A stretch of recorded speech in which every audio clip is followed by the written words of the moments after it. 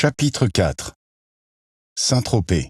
Perchée sur l'une des collines de la presqu'île de Saint-Tropez, la villa faisait face au golfe du côté de Sainte-Maxime. Pratique pour voir arriver les avions et les bateaux, pour peu qu'ils soient reconnaissables. Hans, le jardinier gardien, devait déjà être au courant de leur retour. La terrasse ne donnait pas directement sur la plage. Elle se terminait par un à-pic de 5 mètres surplombant une petite crique partiellement naturelle équipée d'un hangar à bateau. Pour ne pas faire simple, le premier propriétaire de cette demeure attachante avait fait creuser l'accès à la crique à l'intérieur même de la roche tendre, ce qui ne manquait pas d'ajouter quelques mystères à l'atmosphère de l'endroit lorsqu'on arrivait par la mer. L'autre avantage était d'assurer une plus parfaite intimité, les règles de la propriété privée ayant été quelque peu malmenées dernièrement par la nouvelle loi littorale, interprétée par les badauds comme un droit de visite plus que comme un droit de passage le long de la côte. Lix ouvrit la porte masquée dans l'anfractuosité de la falaise et grimpa 4 à 4 le colimaçon de marche enserré dans la roche. Il déboucha sur la terrasse dallée de pierre de rogne, directement au bord de la piscine tapissée de mosaïques. Un énorme dauphin en ornait le fond. La bastide, plantée au bout de la terrasse, était d'une beauté à couper le souffle. 3 marches de pierre en pleine largeur lui faisaient un piédestal et menaient à une partie couverte totalement ouverte sur la baie et amoureusement meublée. Elle prolongeait un living généreusement proportionné, lui-même surplombé d'une mezzanine où trônait un piano demi-queue noir et une paire de sofas en cuir de même ton. Cet ensemble architectural résolument moderne était comme drapé, caché sous ses façades aux accents du midi. La pièce principale, aux détours nombreux et minutieusement décorées, était rehaussée par de surprenantes peintures en constante évolution. Non figuratives, les lignes, les formes, les couleurs variaient pour ainsi dire instantanément à des intervalles irréguliers, accrochant imperceptiblement le coin de l'œil de Lix à chaque fois qu'il passait, sans qu'il puisse réaliser ce qui lui arrivait, comme une petite hallucination. À l'origine de ces mirages était une série de projecteurs porte-gobos, axés avec précision sur les cadres, rythmant leurs rondes en un hasard minutieusement étudié. Chaque gobo correspondait strictement à la peinture qu'il transformait subrepticement. Dans certains cas, 2 gobos travaillaient la même œuvre, réglage au laser et atmosphère garantie. Les chambres avaient été meublées dans le même esprit, confortables, fonctionnelles, elles étaient surprenantes dans leurs détails. Partout, la vue très présente de la mer et du golfe donnait un air de paradis à cette propriété. Mais la pièce préférée de Lix était bien le lieu le plus inhabituel que l'on puisse trouver dans une demeure tropézienne. Pour donner le ton, la porte d'entrée ne réagissait qu'à son index gauche posé sur l'une des 2 serrures discrètes. On comprenait pourquoi une fois dedans. Tout. Il y avait tout ce que l'électronique moderne possédait comme innovation pour gérer les communications à travers le monde. Et tout fonctionnait en même temps, et en temps réel. La pièce était étanche et parfaitement climatisée. Pas une ouverture, pas une fenêtre, ou plutôt une 50aine de fenêtres virtuelles orientées vers les 4 coins et les 46 recoins du monde. C'était son poste de commandement, son siège social privé. Les premières animations qu'un visiteur non averti reconnaissait étaient les écrans des bourses de tous les pays, en mouvement de minute en minute, avec les cotes, les volumes, les indications de survente et les mouvements initiés par certains gros acheteurs. Puis venaient les cours des matières premières, avec volume, provenance et parfois destination. Les devises également étaient présentées sous une forme synoptique intéressante, y compris les masses monétaires, les directions et les sens des échanges. À mesure que vous découvriez les écrans, l'un après l'autre, la compréhension des flux qui régissent le monde s'immisçait dans votre cerveau, comme une vapeur lancinante. Reprogrammez votre esprit d'analyse et de synthèse, vous orientez vers la solution. À condition toutefois d'être capable de scruter en même temps au moins 10 de ces 50 écrans, d'apprécier les variations en temps réel des multiples informations qui y fourmillaient et de tracer les parallèles, les interrelations existantes entre elles. Pour compléter le tout, plusieurs chaînes d'informations spécialisées dans les zones à risque ou les pays troublés vous distillaient leur lot de catastrophes, de problèmes, de grèves, de guerres, de rébellions et de pollutions en tout genre. Autant savoir calculer de tête plusieurs intégrales en même temps, tout en surveillant sur le feu la cuisson de la totalité d'un déjeuner gastronomique de 12 personnes. On oubliait presque, dans ce fourmillement de flashs et d'images synthétiques, la présence discrète d'un être humain de chair et de sang, enfoncé dans son siège, presque menu dans cet environnement aux 1000 facettes. Dès qu'il ressentait cette présence, le visiteur comprenait que la pièce était centrée sur elle, qu'elle en était l'âme, le pur esprit. Des yeux en constant mouvement qui vous donnaient le vertige quand ils se fixaient sur vous. Si profond, si dense était leur regard. Résolument ancrés dans un visage attachant, expressif et pourtant d'apparence impassible, ils avaient une vision élargie et un contrôle total sur l'ensemble de la salle. Les bras, les épaules, la posture du buste rappelaient celle d'une danseuse classique inlassablement entraînée, finement musclée. Il s'en dégageait force et grâce à la fois. Le geste souple et précis confortait le même sentiment. La nature avait, sans raison, torturé cette chair et ce sang par ailleurs promis un si harmonieux développement. La maladie, perfide, avait retiré à l'enfant insouciante qu'elle avait été le pouvoir de se mouvoir seule, debout. Ses jambes, depuis, atrophiées, meurtries, pendaient inutiles au bout de son corps, uniquement présentes pour la faire encore souffrir. Révoltée, opiniâtre, elle avait transféré toute sa force physique dans le haut de ce corps et avait décuplé sa force morale et les capacités de son cerveau, avec une volonté sans cesse renouvelée. Au début, elle avait eu en tête d'œuvrer pour trouver les secrets de cette maladie. Pour elle, bien sûr, il était trop tard, mais pour les autres enfants, elle aurait tant voulu faire l'impossible. Avec le temps, elle avait compris que les miracles n'existaient pas dans ce monde et que son esprit avait besoin de se ramifier à l'infini, peut-être pour pallier son manque de mobilité.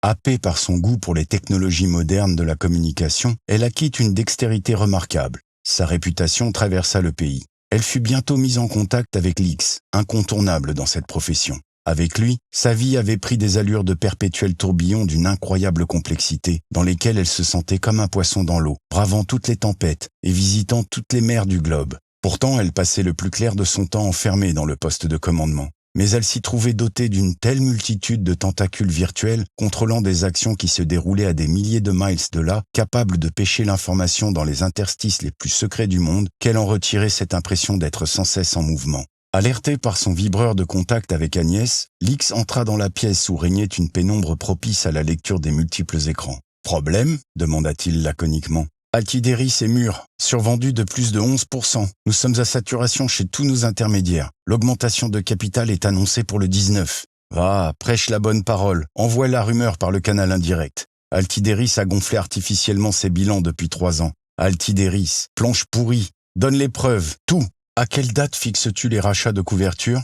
Du 15e au 20e jour après l'ouverture de l'augmentation de capital. Ils passèrent ainsi en revue des dizaines de sociétés. La manipulation se poursuivit une bonne heure. À chaque fois, les décisions prises et les actions menées se soldaient par un gain pour les holdings de Lix ou une information croustillante. Toute une batterie d'écrans servait plus précisément à la surveillance des sociétés à dominante pétrolière. Prospection, forage, extraction, transport, raffinage, transformation de l'énergie, technologie connexe, tout y était représenté. Plus encore que les cours de ces diverses sociétés et des matières premières, cette partie des écrans de contrôle comportait des listes de personnes visiblement apparentées à chacune de ces sociétés. Inimaginable. Certaines de ces personnes étaient à l'écran sur un simple clic. Étaient-elles habituées à ce genre de voyeurisme ou inconscientes du fait qu'elles étaient filmées? À y regarder de plus près, la seconde alternative était la plus probable. Ces cadres supérieurs ignoraient l'attention dont ils faisaient l'objet. Cet endroit était un centre d'information totale, y compris sur la vie privée de ses dirigeants. En se concentrant plus précisément sur certains écrans, on allait de surprise en surprise.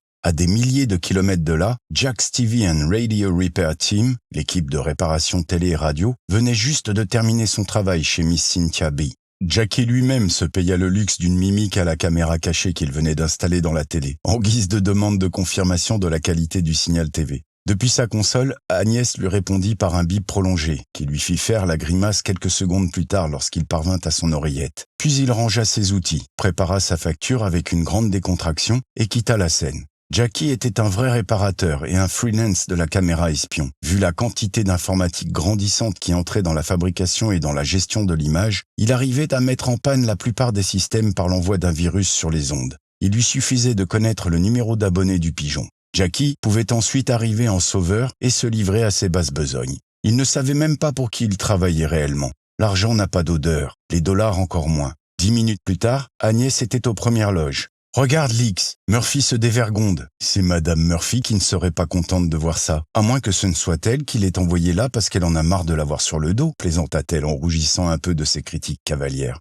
C'est enregistré, je suppose. Ajoute-le dans les résumés de situation. Fais-moi un petit topo par écrit. J'ai besoin de cet homme. Je vais pouvoir lui demander de l'aide en lui rappelant des souvenirs agréables. » Une pareille entreprise de récupération d'informations personnelles à l'échelon mondial était impensable. Combien avait-il de fouines tout autour du globe pour placer ses caméras, détourner ses conversations, pirater ses comptabilités? Mais une fois fait, avec quelle simplicité Lix arrivait à mener à bien ses négociations, sans même avoir à élever la voix. Dans ces circonstances-là, susurrer était plus approprié. En direct d'Irak, sur la série d'écrans affectés aux informations, Monsieur le Président gesticulateur tirait ses coups de fusil en l'air, tandis qu'une voix off annonçait les fameuses représailles qui devaient mettre à genoux le reste du monde. Elle ne servait en réalité que de couverture pour justifier et masquer ses propres magouilles. Mais il n'y avait aucune raison de critiquer. Cette opération était très largement bénéficiaire. Entre son départ d'Irak et son arrivée non encore déterminée, le brut embarqué allait prendre une plus-value de 50%,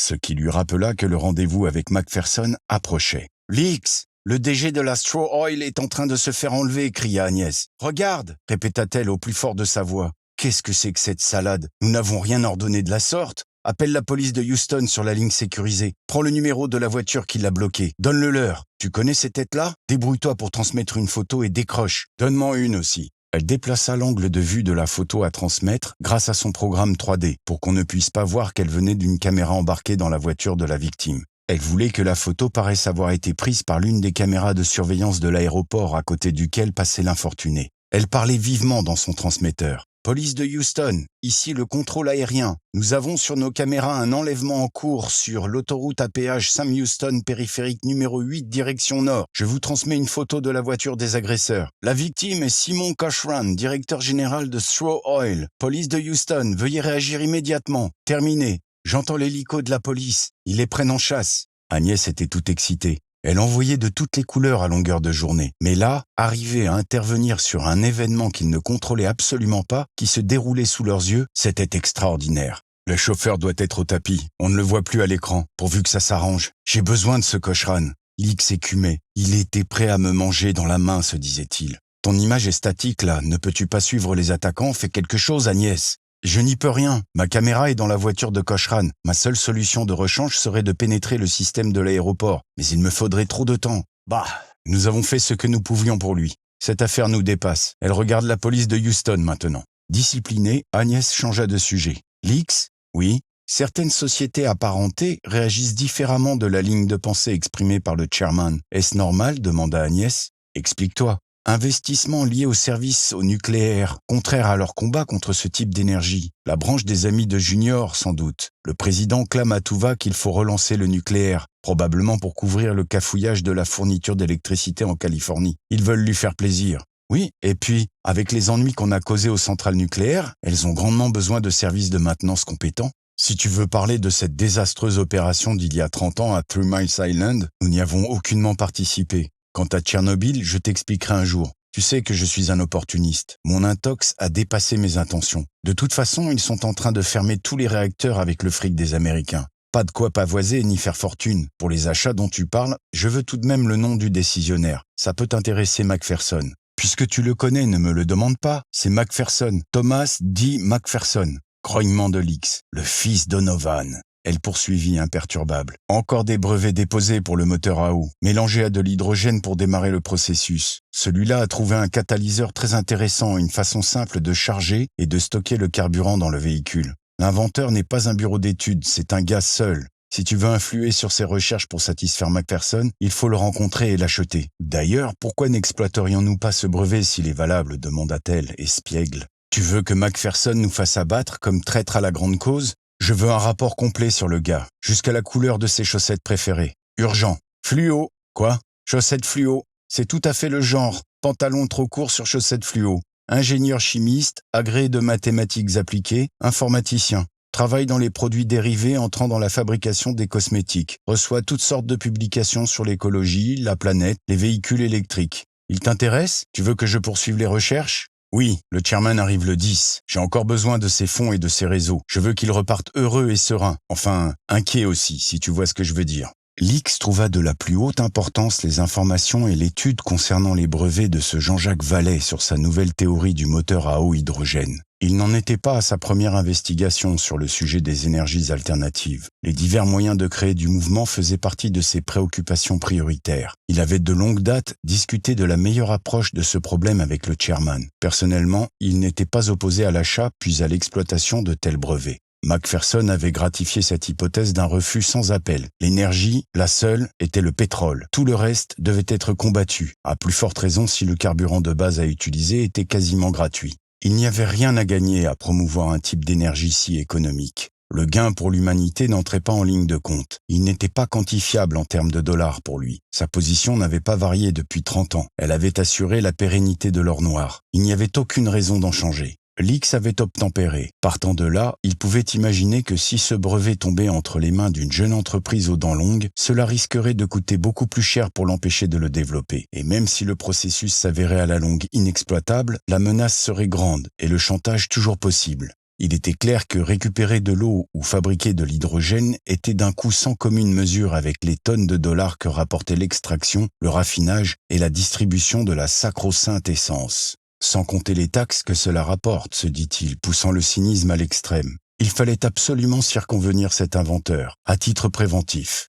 Piqué au vif, Lix donna des ordres dans ce sens. Agnès avait passé le reste de la nuit à mettre à jour les bases de données, comme elle les appelait pudiquement, sur un nombre important de personnalités des administrations de divers pays du monde, ainsi que sur des cadres à tous les niveaux bien placés dans les sociétés dont elle savait que Lix pourrait avoir besoin. Lorsqu'il revint, elle prit une longue inspiration. « Je sens que tu souffres, lui dit-il, prenant le temps de scruter les yeux profonds de son bras droit. Elle était éreintée, en effet, tendue. Il faut dire aussi que ce travail d'investigation permettait à Lix, elle le savait bien, de faire pression sur ses personnages. Elle se refusait à prononcer mentalement le mot de chantage, mais elle adorait le pouvoir que ses recherches donnaient à Lix. Ce sentiment mélangé était probablement à l'origine de son stress. Elle souffrait plus fortement des effets de sa maladie dans ces cas-là. Elle n'extériorisait toutefois aucun état d'âme. « Viens », lui intima Lix à voix basse. Agnès maniait son fauteuil roulant comme un adolescent son BMX. Après un demi-tour en roue arrière, elle battit Lix à la course, atteignant la première, la salle de musculation dotée de l'équipement spécialisé qui lui permettait de compenser son handicap par beaucoup d'entraînement. Elle atteignit la cabine de soins dans un dérapage soigneusement contrôlé, s'arrêta net auprès de la table de massage et attendit. La douleur reprenant le dessus, elle se recroquevillait progressivement dans son siège. Lix arriva. Le rite immuable pouvait commencer. Il la prit délicatement, la déshabilla comme l'enfant qu'elle aurait aimé avoir été, et, la posant dans un bac à douche à position assise, la noya copieusement avec force, rire et jeu d'eau. Entièrement savonnée et parfumée au Tahiti douche, elle commençait à être dans l'ambiance de la suite du traitement. Enroulée dans une grande serviette rose, il la déposa sur la table, la découvrit, l'aspergea copieusement d'un onguent bienfaisant, la tourna sur le ventre. Elle respira profondément et ferma les yeux. Lix revêtit une blouse blanche et plaça sur ses propres yeux un bandeau noir. « Tu as peur de me regarder ? Je suis trop laide » lui avait-elle demandé un jour, tristement. « Tu es belle comme un ange qui aurait perdu ses ailes. Je mets un bandeau pour mieux visualiser tes os, les mouvements de tes articulations et de tes muscles. C'est mon écran de rayon X. » Ainsi préparé, il entreprit ses soins. Il y passait généralement 45 minutes, patiemment, commençant par le front, les tempes, les cavités oculaires qu'il étirait vers le haut, les ailes du nez, les pommettes sur lesquelles il pressait fortement, provoquant une réaction sur la position de la nuque. Il continuait par celle-ci, traitait les épaules, les bras, les mains jusqu'au bout des doigts.